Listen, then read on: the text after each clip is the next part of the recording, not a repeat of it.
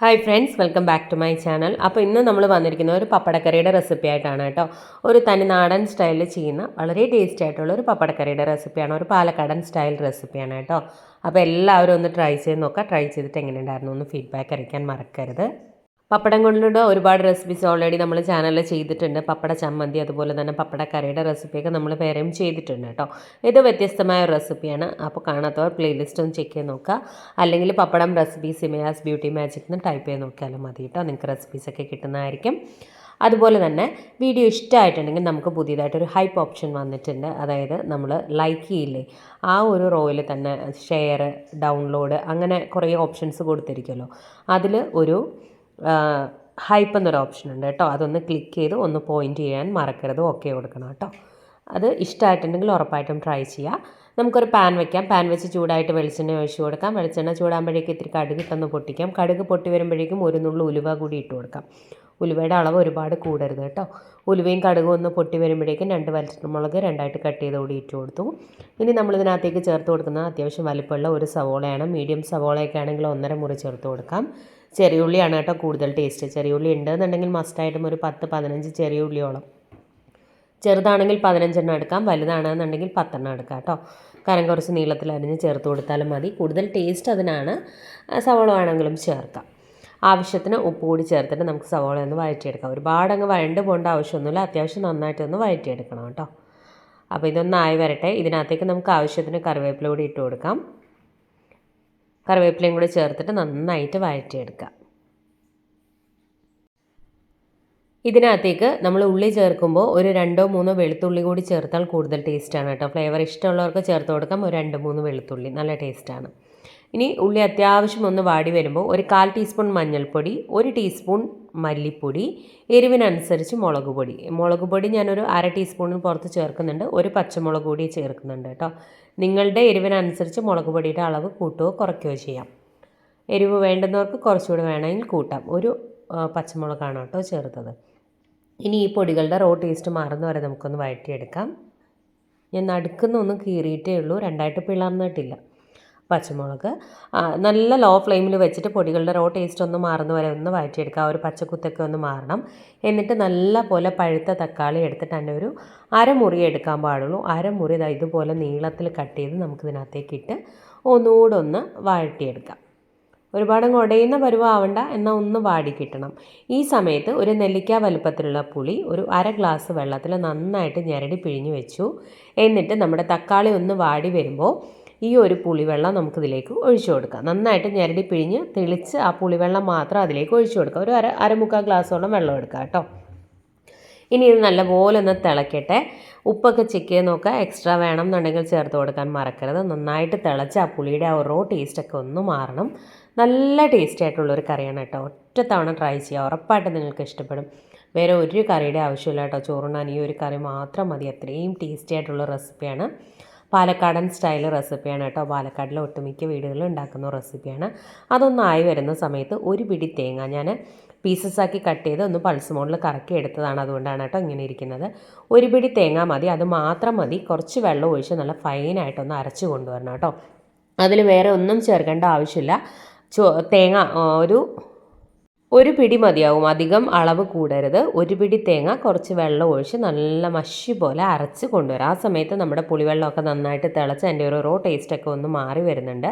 ഈ സമയത്ത് നമ്മൾ അരച്ച് വെച്ചിരിക്കുന്ന നമ്മുടെ തേങ്ങയുടെ കൂട്ട് നമുക്കിതിലേക്ക് ചേർത്ത് കൊടുക്കാം. കുറച്ച് വെള്ളം ഒഴിച്ചാൽ മതി, ഒരുപാട് വെള്ളം ഒഴിച്ച് അരയ്ക്കേണ്ട. അപ്പോൾ പുളിയും ഉപ്പും ഒക്കെ ഒന്ന് ചെക്ക് ചെയ്ത് നോക്കണം. എന്നിട്ട് ആ ഒരു തേങ്ങയുടെ കൂട്ട് ഇതിലേക്ക് ചേർത്ത് കൊടുക്കാം. എന്നിട്ട് നന്നായിട്ട് ഇളക്കി കൊടുക്കണം. ഇത് നന്നായിട്ടൊന്ന് തിളയ്ക്കണം. ഇനി ആ മിക്സിയുടെ ജാറ് കഴുകി ആവശ്യത്തിന് വെള്ളം ഒഴിച്ചു കൊടുക്കുക. ഒരുപാട് അങ്ങ് തിക്കാക്കരുത്, ഓവർ ലൂസാക്കിയും വെക്കരുത് കേട്ടോ ഈ ഒരു കറി. അപ്പോൾ ഇതൊന്ന് തിളയ്ക്കുന്നുണ്ട്. ഈ സമയത്ത് ഒരു അരമുക്കാൽ ഗ്ലാസ് വെള്ളം കൂടി ആ മിക്സിയുടെ ജാറ് കഴുകി നമുക്കിതിലേക്ക് ഒഴിച്ചു കൊടുക്കാം. അത്യാവശ്യം ലൂസായിരിക്കണം, എന്നാലേ നമ്മുടെ പപ്പടവും കൂടി ചേർത്തിട്ട് പപ്പടം അതിൽ നിന്ന് കുറച്ച് ആ ഒരു വെള്ളം ഇങ്ങനെ പിടിക്കും. അപ്പോൾ ഓവർ അങ്ങ് തിക്കായി പോകരുത്. അപ്പോൾ അത്യാവശ്യം വെള്ളം ഒഴിച്ചു കൊടുക്കണം കേട്ടോ. കുറച്ച് ലൂസായിരിക്കണം പപ്പടം ചേർക്കുന്ന ടൈമിൽ, അല്ലാന്നുണ്ടെങ്കിൽ അത് ഓവർ തിക്കായി പോകും. ഇനി നന്നായിട്ട് തിളയ്ക്കട്ടെ. തേങ്ങ നന്നായിട്ട് അരയണം കേട്ടോ, ഫൈനായിട്ട് അരയണം. നല്ലപോലെ ഒന്ന് തിളയ്ക്കണം. ഈ സമയത്ത് നമുക്കൊരു കാര്യം ചെയ്യാം, നമ്മുടെ പപ്പടം കാച്ചി വെക്കണം കേട്ടോ. പപ്പടം നിങ്ങൾക്ക് വേണമെന്നുണ്ടെങ്കിൽ നീളത്തിലുള്ള പീസാക്കിയിട്ടോ അങ്ങനെ പീസൊക്കെ ആയിട്ട് കട്ട് ചെയ്ത് വേണമെങ്കിൽ അങ്ങനെ ചെയ്യാം. അല്ലെങ്കിൽ നമ്മൾ നോർമൽ പപ്പടം പൊരിക്കുന്ന പോലെ പൊരിച്ചെടുത്തിട്ട് 3-4 പീസാക്കി പൊടിച്ച് ചേർത്ത് കൊടുത്താലും മതി. അതൊക്കെ നിങ്ങളുടെ ഇഷ്ടത്തിനനുസരിച്ച് ചെയ്യാം കേട്ടോ. അല്ലെങ്കിൽ കുറച്ച് വലിയ വലിയ പീസാക്കി ഇങ്ങനെ ഒരു 3-4 കട്ട് ചെയ്തിട്ട് അങ്ങനെ ഫ്രൈ ചെയ്ത് വേണമെങ്കിൽ അങ്ങനെ എടുക്കാം. ഏതായാലും നിങ്ങളുടെ ഇഷ്ടത്തിനനുസരിച്ച് ചെയ്യുക. അപ്പോൾ ഇതൊന്ന് തിളയ്ക്കുമ്പോഴേക്കും ഒരുപാടിട്ടങ്ങ് തിളപ്പിക്കേണ്ട ആവശ്യമൊന്നുമില്ല. ഒന്ന് തിളച്ച് വരുമ്പോൾ നമ്മുടെ പപ്പടം നമുക്ക് പൊള്ളിച്ചെടുക്കാം കേട്ടോ. ഏത് പപ്പടം ആയാലും മതി. ഒരു 4-5 പപ്പടം നമുക്ക് പൊള്ളിച്ചെടുക്കാം. പപ്പടത്തിൻ്റെ അളവങ്ങ് ഒരുപാട് കൂടിക്കഴിഞ്ഞാലും നമ്മുടെ ആ ഒരു ഗ്രേവി ഓവറായിട്ട് അങ്ങ് തിക്കായി പോകും കേട്ടോ. അപ്പോൾ ആവശ്യത്തിന് പപ്പടം എടുത്താൽ മതി. ഒരു 4-5 പപ്പടം ഈ ഒരു കൂട്ടിന് നമുക്ക് അത്രയും പപ്പടം മതിയാവും കേട്ടോ.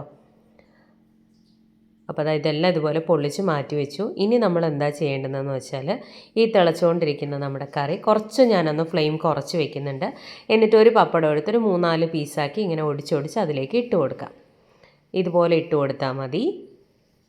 പപ്പടം ചേർത്ത് കഴിഞ്ഞ് പിന്നെ ഒരുപാട് ഇട്ടങ്ങ് തിളപ്പിക്കേണ്ട ആവശ്യമൊന്നുമില്ല കേട്ടോ. ജസ്റ്റ് ഒന്ന് തിളച്ച് കഴിയുമ്പോൾ നന്നായിട്ടൊന്ന് മിക്സ് ചെയ്ത് കൊടുക്കുക, അത്രേ ഉണ്ടാവുള്ളൂ. നമ്മളിങ്ങനെ കുറച്ച് പീസസാക്കി കട്ട് ചെയ്ത് ഫ്രൈ ചെയ്തെടുത്താൽ കുറച്ചുകൂടി നല്ലതാണ്. അപ്പോൾ ഇങ്ങനെ ചെയ്താലും മതി, കുഴപ്പമൊന്നുമില്ല. ഞാനിതുപോലെ ഒന്ന് മിക്സ് ചെയ്ത് കൊടുക്കുന്നുണ്ട്. കുറച്ച് ഇപ്പോൾ മല്ലിയിലയുടെ ഫ്ലേവറൊക്കെ ഇഷ്ടമുള്ളവർക്ക് വേണമെങ്കിൽ ഒരു ഇത്തിരി മല്ലിയിലയൊക്കെ ഇട്ട് കൊടുക്കാം കേട്ടോ. അപ്പോൾ ഞാനതൊന്നും ഇടുന്നില്ല. ഇത്രയും മതിയാവും. നല്ല ടേസ്റ്റി ആയിട്ടുള്ള ഒരു കറിയാണ്. നിങ്ങൾ മസ്റ്റായിട്ടും ട്രൈ ചെയ്യുക. ഉറപ്പായിട്ടും നിങ്ങൾക്ക് ഇഷ്ടപ്പെടുന്നതാണ്. പെട്ടെന്ന് നമുക്ക് കറിയൊന്നും വെക്കാൻ പച്ചക്കറികളൊന്നും വീട്ടിലില്ല എന്നുണ്ടെങ്കിൽ പെട്ടെന്ന് ഉണ്ടാക്കിയെടുക്കാൻ പറ്റുന്ന നല്ലൊരു ടേസ്റ്റി ആയിട്ടുള്ള കറിയാണ്. ഞാനൊരു ഇത്തിരി പച്ച വെളിച്ചെണ്ണ കൂടി അതിൻ്റെ മുകളിലേക്ക് ഒഴിച്ചു കൊടുക്കുന്നുണ്ട്. ഇനി ഫ്ലെയിം ഓഫ് ചെയ്യുകയാണ് കേട്ടോ. പപ്പടം ചേർത്തിട്ട് ഒരുപാട് ഇട്ട് തിളപ്പിക്കരുത്. ഒന്ന് തിള വരുമ്പോൾ അപ്പം തന്നെ ഫ്ലെയിം ഓഫ് ചെയ്യുക. മിക്സ് ചെയ്യുക, ഓഫ് ചെയ്യുക. ഒരു ഇത്തിരി ഓപ്ഷണലാണ്. ഒരു ടീസ്പൂണൊക്കെ പച്ച വെളിച്ചെണ്ണ കൂടി മുകളിൽ ഒഴിച്ചു കൊടുത്താൽ നല്ലൊരു ടേസ്റ്റാണ് കേട്ടോ. ആ ഒരു ഫ്ലേവർ നിൽക്കും. നിങ്ങൾക്ക് ഇഷ്ടമുണ്ടെങ്കിൽ ചേർത്ത് കൊടുക്കാം, ഇല്ലാന്നുണ്ടെങ്കിൽ സ്കിപ്പ് ചെയ്യാവുന്നതാണ് കേട്ടോ. അപ്പോൾ ഇത്രയേ ഉള്ളൂ. വളരെ ടേസ്റ്റി ആയിട്ടുള്ള നിങ്ങളുടെ റെസിപ്പി ഇവിടെ തയ്യാറായിട്ടുണ്ട്. കണ്ടല്ലോ, ആ ഒരു കൺസിസ്റ്റൻസി കണ്ടല്ലോ. ഇതിൽ കൂടുതൽ തിക്കാക്കി വെക്കരുത് കേട്ടോ. കാരണം പപ്പടം ആയതുകൊണ്ട് തന്നെ നന്നായിട്ട് അത് കറി ഇങ്ങനെ പിടിക്കും അതിലേക്ക്. അപ്പോൾ ഇതിൽ കൂടുതൽ തിക്കാക്കി വെച്ചാൽ നമ്മൾ പപ്പടം ചേർക്കുമ്പോൾ ഓവറായിട്ട് അങ്ങ് തിക്കായി പോവും. എന്നാൽ ഒരുപാട് വെള്ളം പോലെ ആവുകയും ചെയ്യരുത് കേട്ടോ. ഒരു മീഡിയം പരുവം. അപ്പോൾ എല്ലാവരും ഇതൊന്ന് ട്രൈ ചെയ്ത് നോക്കുക. നല്ല ടേസ്റ്റി ആയിട്ടുള്ള റെസിപ്പിയാണ്. മസ്റ്റായിട്ടും ട്രൈ ചെയ്യുക. ട്രൈ ചെയ്തിട്ട് എങ്ങനെയുണ്ടായിരുന്നു എന്ന് ഫീഡ്ബാക്ക് അറിയിക്കാൻ മറക്കരുത്. ഇതുപോലെയുള്ള റെസിപ്പീസൊക്കെ ഇഷ്ടമാകുന്ന ഫ്രണ്ട്സിനും ഫാമിലിയിലും ഒക്കെ ഉള്ളവരുണ്ടെന്നുണ്ടെങ്കിൽ വീഡിയോസ് ഒന്ന് ഷെയർ ചെയ്ത് കൊടുക്കണേ. ഈ ചാനലൊന്ന് സപ്പോർട്ട് ചെയ്യാൻ പറയുക. അതുപോലെ ഇതുവരെ ചാനൽ സബ്സ്ക്രൈബ് ചെയ്യാതെ വീഡിയോ കാണുന്ന ആരെങ്കിലും ഉണ്ടെങ്കിൽ ചാനൽ ഇഷ്ടമായിട്ടുണ്ടെങ്കിൽ ഒന്ന് സബ്സ്ക്രൈബ് ചെയ്തേക്കണേ. സബ്സ്ക്രൈബ് ബട്ടൺ പ്രസ് ചെയ്യുമ്പോൾ അടുത്തൊരു ബെൽ ഐക്കൺ വരും. ബെൽ ബട്ടൺ പ്രസ് ചെയ്യുക. 3 ഓപ്ഷൻസ് കാണിക്കും. ആദ്യം കാണുന്ന ഓൾ തന്നെ പ്രസ് ചെയ്യുക. എന്നാലേ ഞാൻ പുതിയ വീഡിയോസ് വരുമ്പോൾ നിങ്ങൾക്ക് അതിൻ്റെ നോട്ടിഫിക്കേഷൻ കിട്ടും. അപ്പോൾ നേരത്തെയുള്ള വീഡിയോസൊക്കെ കാണാത്തോ ട്രൈ ചെയ്ത് നോക്കുക. വ്യത്യസ്തമായ റെസിപ്പിയുമായി വീണ്ടും കാണാം. Thank you friends.